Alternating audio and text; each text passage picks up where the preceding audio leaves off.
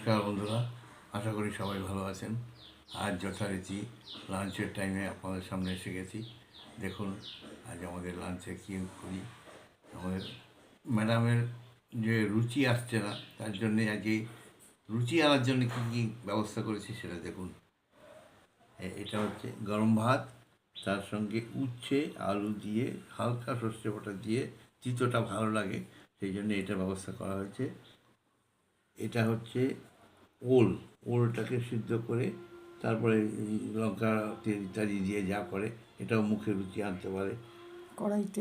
কড়াইতে নেড়ে এর সঙ্গে আছে পুঁই শাক, পুঁই শাক চিংড়ি মাছ দিয়ে, এটাও ভালো লাগবে আশা করি, সেই জন্যই করা হয়েছে। আর আছে টমেটোর চাটনি। এছাড়া গতকালেরও কিছু কিছু জিনিস রয়ে গেছে, সেটা গতকাল আপনাদের দেখিয়েছি, সেই জন্য আজকে আর দেখাচ্ছি না, সেটাও আমরা খাবো।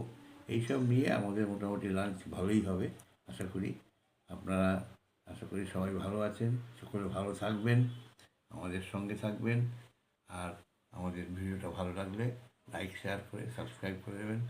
আর যদি ইনস্টাগ্রাম এবং ফেসবুকে দেখেন তাহলে ফলো করবেন।